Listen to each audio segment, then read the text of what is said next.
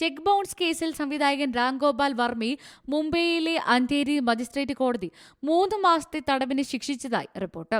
കഴിഞ്ഞ 7 വർഷമായി ചെക്ക് കേസിൽ വാദം കേൾക്കുകയായിരുന്നു കോടതി. എന്നാൽ ശിക്ഷ വിധിച്ച സമയത്ത് രാം ഗോപാൽ വർമ്മ കോടതിയിൽ ഹാജരായിരുന്നില്ല. പരാതിക്കാരന് നഷ്ടപരിഹാരം നൽകാൻ സംവിധായകൻ 3.75 ലക്ഷം രൂപയും നൽകണം. 3 മാസത്തിനകം തുക അടച്ചില്ലെങ്കിൽ 3 മാസം അധിക തടവ് അനുഭവിക്കണം. 2018 മഹേഷ് ചന്ദ്ര മിശ്ര മുഖേനി ശ്രീ എന്ന കമ്പനിയാണ് RGVയുടെ സ്ഥാപനത്തിനെതിരെ ചെക്ക് ബൗൺസ് കേസ് ഫയൽ ചെയ്തത്.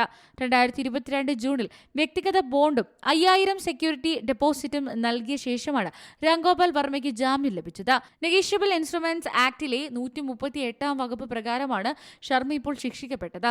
തന്റെ സിനിമകൾ ബോക്സ് ഓഫീസിൽ മികച്ച പ്രകടനം നടത്താത്തതിനാൽ രാം ഗോപാൽ വർമ്മ സമീപ വർഷങ്ങളിൽ സാമ്പത്തിക പ്രതിസന്ധി നേരിടുന്ന സാഹചര്യമാണ്.